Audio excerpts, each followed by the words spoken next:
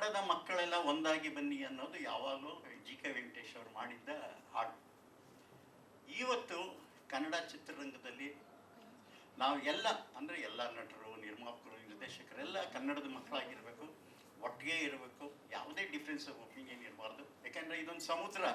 ನೀವು ಎಷ್ಟು ನೀರು ಕುಡಿತೀರ, ಒಂದು ಬೊಕ್ಸೆ ಕುಡಿಬೋದು, 2 ಬೊಕ್ಸೆ ಕುಡಿಬೋದು. ಇಷ್ಟು ಅಗಾಧವಾಗಿರೋದು ಯಾರು ಏನು ಬೇಕಾದ್ರೂ ಹಂಚ್ಕೊಂಡು ತೊಗೊಂಡೋಗ್ಬೋದು. ನಮ್ಮಲ್ಲೇ ಮನಸ್ತಾಪಗಳು ಇರಬಾರ್ದು. ಅದು ನನಗೆ, ಯಾಕೆಂದರೆ ಮನಸ್ತಾಪಗಳಿದ್ದರೆ ಒಳ್ಳೆ ಪ್ರಾಜೆಕ್ಟ್ಗಳಾಗಲ್ಲ.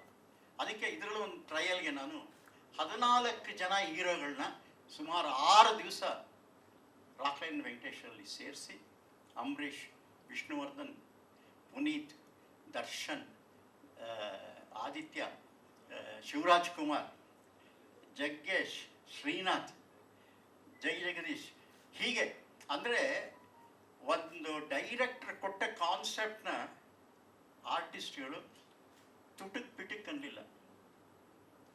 5 ದಿನನೋ 6 ದಿನ ನನ್ನ ಜೊತೆಲಿದ್ದು, ಬೇಡಿ ಸರ್ ಇನ್ನೂ ಒಂದು ದಿವಸ ಬೇಕಾದ್ರೆ ಮಾಡೋಣ. ಯಾಕೆಂದ್ರೆ ಏನು ಈಗ ಹೇಳ್ತಾ ಇದ್ದೀನಿ ಅಂದರೆ, ಈ ಯೂನಿಟಿ ಇದ್ದರೆ ನಾವು ಕನ್ನಡದಲ್ಲಿ ಮಲ್ಟಿ ಸ್ಟಾರ್ ಸಿಸ್ಟಮ್ಸ್ನ ಸಿನಿಮಾಗಳನ್ನ ಮಾಡೋದಕ್ಕೆ ಭಾಳ ಅನುಕೂಲ ಆಗುತ್ತೆ.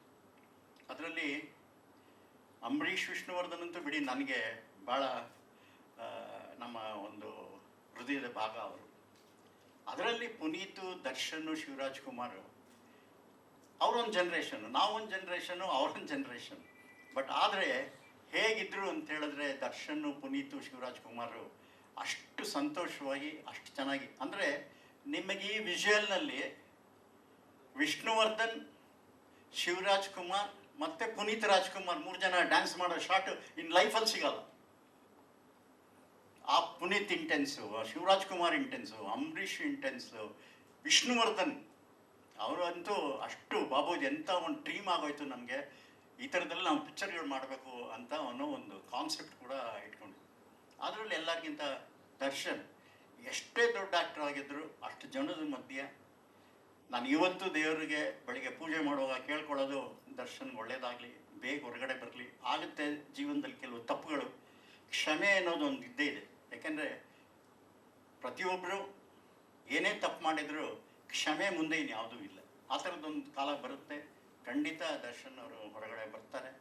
ಆದ್ದರಿಂದ ಚಿತ್ರರಂಗಕ್ಕೆ, ಯಾಕೆಂದರೆ ಒಬ್ಬ ಆ್ಯಕ್ಟರ್ ಅಂದರೆ ಆ ಲೆವೆಲಿನ ಆ್ಯಕ್ಟರ್ಗೆ ಎಷ್ಟೋ ಸಂಸಾರಗಳು ನಡೆಯುತ್ತೆ. 2 ಪಿಕ್ಚರ್ 3 ಪಿಕ್ಚರ್ ಮಾಡಿದ್ರೆ 100 ಜನ ಊಟ ಮಾಡ್ತಾರೆ, 100 ಜನದ ಜೀವನ ನಡೆಯುತ್ತೆ. ಇಂಡಸ್ಟ್ರಿ ಆ ಒಂದು ಕಲೆಕ್ಷನ್ಗೆ ಇವತ್ತು ನೋಡಿ, ನಾವು ಹೇಳಬೇಕು ಅಂದರೆ ರಿಷಬ್ ಶೆಟ್ಟಿಯವರು, ನಾನು ನಿಜವಾಗ್ಲೂ ರಿಷಬ್ ಶೆಟ್ಟಿಯವ್ರನ್ನ ಭಾಳ ಅಡ್ಮೈರ್ ಮಾಡ್ತೀನಿ. ಒಬ್ಬರು ಆ್ಯಕ್ಟರ್ ಆಗಿ, ಡೈರೆಕ್ಟರ್ ಆಗಿ ಒಂದು ಪಿಕ್ಚರ್ನ ತೊಗೊಂಡೋಗೋದು ಅಂದರೆ ಆ ಒಂದು ಲೋಕಲ್ ಕಥೆಯನ್ನು ತಗೊಂಡು, ಕತೆ ಎಷ್ಟು ಮುಖ್ಯ. ಮತ್ತು ರಿಷಬ್ ಶೆಟ್ಟಿಯವರು ಡೈರೆಕ್ಟ್ ಮಾಡಿ ಆ್ಯಕ್ಟ್ ಮಾಡಿದ್ದಾರೆ. ಸುಮ್ಮನಲ್ಲ 800 ಕೋಟಿ ರೂಪಾಯಿ ಬಿಸ್ನೆಸ್ ಮಾಡುತ್ತೆ ಅಂದರೆ, ನಿಜವಾಗ್ಲೂ ರಿಷಬ್ ಶೆಟ್ಟಿಯವ್ರಿಗೆ ಕನ್ನಡ ಚಿತ್ರರಂಗದ ಪರವಾಗಿ ನಾವು ಧನ್ಯವಾದಗಳು ಹೇಳ್ತಾ, ಅವರಿಗೆ ಮುಂದೆ ಬೆಸ್ಟ್ ಆಫ್ ಲಕ್ಕು ಕೂಡ ಹೇಳ್ತಾ, ಇನ್ನೂ ಒಳ್ಳೊಳ್ಳೆ ಚಿತ್ರಗಳು ಮಾಡಲಿ. ಏಕೆಂದರೆ ಈ ಫಿಲ್ಮ್ ಇಂಡಸ್ಟ್ರಿನಲ್ಲಿ 2 ಕೈ ಸೇರಿದ್ರೇ ಚಪ್ಪಾಳೆ ಆಗೋದು. ಬರೀ ಒಬ್ಬರೇ ಕೈ ಹಿಂಗಂತಿದ್ರೆ ಅದೇನೂ ಆಗೋದಿಲ್ಲ. ಅದರಿಂದ ದೊಡ್ಡ ಪ್ರಾಜೆಕ್ಟ್ಗಳು ಬರೋಕ್ಕೆ ನಾವು ಈ ಫ್ಯಾನ್ಸ್ ವಾರ್ ಅಂತೀವಿ, ಸುಮ್ಮನೆ ಕೆಲವು ಗಲಾಟೆಗಳೆಲ್ಲ ಇತ್ತೀಚೆಗೆ ನೀವು ಪತ್ರಿಕೆಗಳಲ್ಲಿ, ಯೂಟ್ಯೂಬಲ್ಲಿ ನೋಡಿರ್ಬೋದು. ನಾವು ಅದನ್ನೆಲ್ಲ ಮರೆತು ನಾವೆಲ್ಲ ಸೇರಿ ಕನ್ನಡ ಚಿತ್ರರಂಗಕ್ಕೆ ಒಂದು ಅತ್ಯುತ್ತಮವಾದ ಭವಿಷ್ಯ ಇದೆ. ಏಕೆಂದರೆ ಈಗಾಗಲೇ ತೋರಿಸ್ಬಿಟ್ಟಿದೆ ಒಂದು ಕನ್ನಡ ಚಿತ್ರ 800 ಕೋಟಿ ಮಾಡ್ಬೋದು ಅಂತ. ಸೊ ಎಲ್ಲ ಸೇರಿ ಮತ್ತೆ ಆ ಮಲ್ಟಿ ಸ್ಟಾರ್ ಸಿಸ್ಟಮ್ ಏನಿತ್ತು ಅದು ಬರಬೇಕು. ಬಂದರೆ ನಿರ್ಮಾಪಕರಿಗೆ, ನಿರ್ದೇಶಕರಿಗೂ ಒಂದು ಒಳ್ಳೆ ಧೈರ್ಯ ಬರುತ್ತೆ ದೊಡ್ಡ ಪಿಕ್ಚರ್ ಮಾಡೋದಕ್ಕೆ. ಹೀಗೆ ರಕ್ತ ಕಾಶ್ಮೀರನ ಮುಗಿಸಿದ್ದೀವಿ. ಸದ್ಯದಲ್ಲೇ ಸೆನ್ಸಾರ್ಗೆ ಹೋಗಿದೆ. ಸೆನ್ಸಾರಿಂದ ಬಂದ ತಕ್ಷಣ ಈ ವಾರದಲ್ಲಿ ಡೇಟು ಕೂಡ ಅನೌನ್ಸ್ ಮಾಡ್ತೀವಿ. ನಮ್ಮ ಕನ್ನಡ ಚಿತ್ರರಂಗ ಯಾವುದಕ್ಕೂ ಏನು ಕಡಿಮೆ ಇಲ್ಲ. ಈ ಒಂದು ಚಿತ್ರದಿಂದ ಈಗಾಗಲೇ ನನಗೆ ತಮಿಳಿಗೆ, ಹಿಂದಿಗೆ, ತೆಲುಗುಗೆಲ್ಲ ಡಬ್ಬಿಂಗು ಕೂಡ ಕೇಳ್ತಾ ಇದ್ದಾರೆ. ಯಾಕೆಂದರೆ ಕತೆ ಅಂಥದ್ದು.